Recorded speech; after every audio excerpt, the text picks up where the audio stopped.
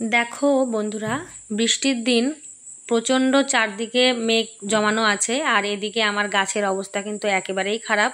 মানে প্রচুর ফুল দিচ্ছিল একটা সময়, তারপরে হঠাৎ দেখি গাছে একদমই ভালো ফুল দিচ্ছে না, মাত্র কয়েকটা গুনে গেঁথে ফুল দিচ্ছে। তার কারণ এখন আমি বুঝতে পারছি, প্রথমের দিকে সেটা আমি বুঝতে পারিনি। এই যে দেখো, গাছের গোড়াগুলোতে প্রচুর ঘাস বেরিয়ে গেছে, আর তার জন্য মনে হচ্ছে গাছের যে পুষ্টি সেটা কমে গেছে, মানে অন্যান্য আগাছাগুলো খেয়ে নিচ্ছিল। তাই একদিন এসব পরিষ্কার করতে হবে। তো যাই হোক, চলো, সুপ্রভাত বন্ধুরা। কেমন আছো তোমরা সবাই? আশা করছি ভালোই আছো। আর আমার চ্যানেলে তোমাদের সকলকে জানাই স্বাগত। আজ হচ্ছে শুক্রবার। তো আমি এখন ব্লগটা শুরু করছি দুপুর থেকে। মানে সকালের সমস্ত কাজকর্ম, পুজো পাঠ এইসব হয়ে গেল, সেসব আর তোমাদেরকে দেখালাম না। রোজ রোজ একই রকম করেই তো শুরু করি, আজকে ভাবলাম দুপুর থেকেই করি। তো কি রান্না করব ভেবে পাচ্ছিলাম না। তো অনেক বেলা করে মাছ আসলো। তো মাছের দু রকম আজকে পদ হবে। আমার ছেলে মেয়েরা কিন্তু চিতল মাছ একদমই পছন্দ করে না, তাই ওদের জন্য আর রিস্ক না নিয়ে নিয়ে এসেছিলাম চিংড়ি। আর আমাদের সবার জন্য আনা হয়েছিল চিতল। মানে বললাম যে ওরা খায় না, কিন্তু তবুও চেষ্টা করব যেন ওরা খায়। ওদের বাবা খুব শখ হয়েছে যে চিতল ওরাও যেন খায়, কিন্তু যদি আবার না খায় দুপুরের খাওয়াটা নষ্ট হয়ে যাবে। তাই সেই রিস্ক না নিয়ে নিয়ে এসেছিল ওদের জন্য চিংড়ি। তো দুরকম মাছের পদ হবে, আরও কী কী রান্নাবান্না হবে সব তো হবেই। আর আমি কি করে এই চিতল মাছটাকে বানাবো সেই রেসিপিটাই তোমাদের সঙ্গে শেয়ার করব। মানে বড় মাছ বলেই যে পেঁয়াজ রসুন দিয়ে করতে হবে তেমনটা না। অনেকে হয়তো তোমরা করে থাকো, কিন্তু আমি আমাদের বাড়িতে যেভাবে করে থাকি রান্না, সেই রান্নাটাই সম্পূর্ণভাবে তোমাদের সঙ্গে শেয়ার করব। যেমন ধরো, একদম সিম্পল মশলা, ঘরের সব মশলা দিয়ে কিন্তু সুন্দরভাবে রান্না করলে অসাধারণ খেতে লাগে। আর আমার এই রেসিপিটা যদি তোমরা ফলো করো তাহলেই বুঝতে পারবে যে এইভাবে রান্না করলেও কতটা ভালো হয়। তো প্রথমেই আমি মাছগুলোকে নুন হলুদ মাখিয়ে নিয়ে কিছুক্ষণ রেখে দিয়েছিলাম, আর তারপরে আমি এখন মাছগুলোকে ভেজে নেব। তো যেহেতু মাছের পিসগুলো একটু সাইজে বড়, তাই আমাকে একটা বড় কড়াতেই নিতে হলো, আর একটু তেলও বেশি দিতে হলো। কারণ মাছ যদি ভালো ভাজা না হয় ডুবো তেলে, তাহলে কিন্তু মাছের ঝোলের টেস্টটা অতটা আসে না। তো যাই হোক, একটা মাছ দিয়ে আগে দেখছি যে মাছের তলাটা লেগে যাচ্ছে কিনা। কেননা চিতল মাছ আর বড় বড় অনেক রকমই মাছ আছে যে সব ভাজতে গেলে নিচের দিকটা অনেকটা লেগে যায়। তাই প্রথমে একটা দিয়ে দেখে নিলাম, তারপরে সমস্ত মাছগুলোকে আমি এখন লাল লাল করে ভেজে নেব। আর মাছের মশলা বলতে আমি তোমাদের আগেই বলে দিই, সেটা আমি তোমাদের দেখাতে পারিনি। মাছের মশলা দিয়েছি শুধু জিরে, আদা, লঙ্কা আর টমেটো পেস্ট। আর গ্রেভিটাকে একটু ঘন করার জন্য সাথে দিয়েছিলাম একটু কাজু বাটা। তো এখানে সম্পূর্ণ মাছ দেখো ভেজে উঠিয়ে নিয়েছি। আর ওই তেলের মধ্যেই তেজপাতা আর গোটা জিরে আর গোটা গরম মশলা ফোড়ন দিয়েছি। তারপরে ওই যে পেস্ট করে রাখা মশলা, সেটাকে এবার আমি কড়াতে দিয়ে দেবো। আর নুন হলুদ দিয়ে ঢেকে ঢেকে অনেকক্ষণ কষিয়ে নেব। কষানোটাই কিন্তু খুব ভালো করে কষতে হয়, আর আমি সেই কাজটাই কিন্তু করে থাকি। প্রত্যেকটা রান্নার মশলা কষানোটা কিন্তু খুব মন দিয়ে করি এবং ধৈর্য ধরে। আর সেটা তোমাদেরও করতে হবে, নাহলে কিন্তু প্রপার টেস্টটা তোমাদের আসবে না। আর এই যে যখন মোটামুটি অনেকটা কষানো হয়ে যাবে মশলা, তারপরে কাজু বাটাটা দিয়ে আর একটু জল দিয়ে আরও কিছুক্ষণ কষে নিতে হবে। আর এই যে দেখো, এখন কালারটা কেমন চলে এসেছে। যেহেতু আলু ছাড়া আমি মাছের এই কালিয়া বলবো না, মানে ঝোলই বলছি, যেটা রান্না করছি সেটা যেহেতু আমি আলু ছাড়া করছি, তাই মশলা একটু বেশি দিয়েছি, না হলে আরও কম দিয়ে আমি রান্না করি।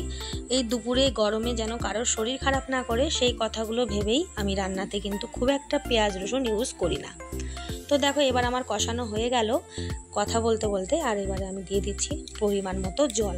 তোমরা তোমাদের পরিমাণ মতোই জল দেবে। যেহেতু মাছগুলো একটু বড় বড় সাইজের, সেই জন্য আমাকে পরিমাণ মতো একটু বেশি জল দিতে হচ্ছে। কেন, মাছগুলো দেওয়ার পরে ফুটলে কিন্তু অনেকটা জল টেনে নেবে। আর মাছের ঝোলে ফুটে আসলে যখন আমি মাছগুলো ছেড়ে দেবো, ঠিক তারপরে কিন্তু আবার আমি গ্যাসের ফ্লেমটাকে একটু কমিয়ে দেবো। কেন, খুব জোরে ফ্লেমে যদি তুমি গ্যাসের আঁচটাকে রেখে দাও, তাহলে কিন্তু মাছের যে তেলটা সেটা কিন্তু উড়ে চলে যাবে। মানে ঝোলে ফুটতে ফুটতে ওটা চলে যাবে। তো বড়দের মুখ থেকে যেরকম শুনেছি ছোট থেকে, সেইভাবেই আমি রান্না করি। মানে আসলে ওই ঝোল যখন ফুটে যাবে, মাছ দেওয়া হয়ে যাবে, আর তারপরে কিন্তু ফ্লেমটাকে কমিয়ে দিতে হবে। এটা হচ্ছে আমার একটা ছোট্ট টিপস বলতে পারো। যারা জানো না তাদের, সেই সব বন্ধুদের জন্য আমি বললাম কথাটা। তোমরা কিন্তু কেউ কিছু আবার মাইন্ড করো না, অনেকে হয়তো জেনেও থাকবে। যাই হোক, এইভাবে দিয়ে দিলাম। তারপরে কিছুক্ষণ ফুটে গেলে দিয়ে দিলাম হাফ চামচ গরম মশলার গুঁড়ো, দিয়ে ভালোভাবে একটু ফুটিয়ে নামিয়ে নিলাম। আর এই যে দেখো, আমার চিতল মাছের মানে ঝোলের যে লুকটা, সেটা তোমাদেরকে দেখালাম। তো তারপর সমস্ত রান্নাবান্না শেষ, বেশি কিছু আর রান্না করিনি, ওই 2 রকম মাছ আর আলু করলা ভাজা। তো খেতে দিয়ে দিচ্ছি সবাইকে একসঙ্গে। তো টেবিলে সব সাজিয়ে নিয়েছি একেবারে, যেহেতু গরম প্রচণ্ড, বারে বারে রান্নাঘর আর টেবিল করছি না। তো তোমাদের দাদাকে ডাকছি যে তাড়াতাড়ি খেতে আসো, মানে আমার ভাত বাড়া হয়ে গেছে, বাচ্চাদেরও ডাকছি। তো ওরা সবাই এখন বসবে, তো তার আগে আমি থালাগুলোতে বেড়ে দিচ্ছি। তো স্যালাড দিয়ে আর বড় মাছের সাথেই বলো আর মাংসের সাথেই বলো, এইভাবে কুচনো স্যালাড দিয়ে ভাত খেতে কিন্তু খুবই ভালো লাগে, আর সেটাই আমি বেশিরভাগ করে থাকি। তোমরা হয়তো সেটা খেয়াল করেই থাকবে। আর এই যে দেখো, একটা বড় সাইজের প্লেট নিয়েছি, মানে যার মধ্যে মাছটা গোটাগুটিভাবে ধরবে, মানে যেন ভেঙে না যায়, খুব সাবধানেই আমি তুলছিলাম। দেখে তো বুঝতেই পারছো কতটা ভালো হয়েছে ঝোলের কালার, আর খেতে কিন্তু খুবই ভালো হয়েছিল। তোমরা যদি একবারও ট্রাই করতে পারো তাহলে বুঝতে পারবে যে রান্নাটা কেমন হয়। পেঁয়াজ রসুন ছাড়াও যে মাছের ঝোলের টেস্ট এতটা ভালো হয় সেটা মানে ভাবাই যায় না। তো বাচ্চাদেরকেও দিয়ে দিলাম, আর তারপরে আমিও বসে পড়বো। সকাল থেকে সেভাবে আমি কিছু খাইনি, শুধু চা বিস্কিট খেয়েছিলাম, তাই সবার সঙ্গে ওদের খাওয়া দাওয়া দিয়ে আমিও বসে পড়েছিলাম। খাওয়া দাওয়ার পরে আবার একটু রেস্ট নিয়ে আমার আবার বিকেলে পড়ানো থাকে, তো তাই সেই সব ক্লিপ আর নেওয়া হয় না। তো তারপরে চলে যাব সোজা ঠাকুর ঘরে, সন্ধ্যাবাতি দেব, তারপরে পুজো পাঠ দিয়ে আবার সন্ধ্যায় চা। তো সেসব তো থাকেই, কিন্তু প্রত্যেক দিনের ওই একরকম ভিডিও কিন্তু আমাকে করতেই হয়, কি করব বলো। আসলে আমরা যেহেতু বাইরে কোথাও যাই না, ঘরেই থাকি, আর এই ঘরটাকেই সামলাই, ভালো করে ঠিকঠাকভাবে সামলানোর চেষ্টা করি। তো তোমরা এখন আমার এটাকে যেভাবেই বলতে পারো, এটাতেই আমি খুশি আছি। আমার 4 জন ফ্যামিলি, আর ওদেরকে নিয়ে আমি এভাবে দিন কাটাই।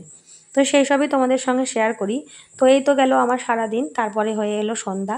সন্ধ্যায় বাচ্চাদের কী দেবো, তো ব্রেড ছিল, ব্রেডটাকে একটু বাটার দিয়ে সেঁকে দিচ্ছি, আর কিচ্ছু না। আর আমাদের জন্য ওই চা, এই তো আমাদের টিফিন চলে। তো এই ছিল আজকের সারাদিনের ব্লগ। তো কেমন লাগলো তোমাদের আমার এই ব্লগটি? যদি ভালো লাগে তাহলে কিন্তু অবশ্যই আমার চ্যানেলটাকে লাইক দিয়ে সাবস্ক্রাইব করে দিতে হবে, আর আমার পাশে থাকতে হবে। তোমাদের এক একটা কমেন্ট যদি তোমরা করো তাহলে আমার কিন্তু ভিডিও দিতে আরও বেশি ভালো লাগবে। তো আর কথা বাড়াচ্ছি না, এটা কালকের জন্য দুধটাকে ফুটিয়ে রাখলাম, আর কিছুটা ছানা ফাটিয়ে নিলাম।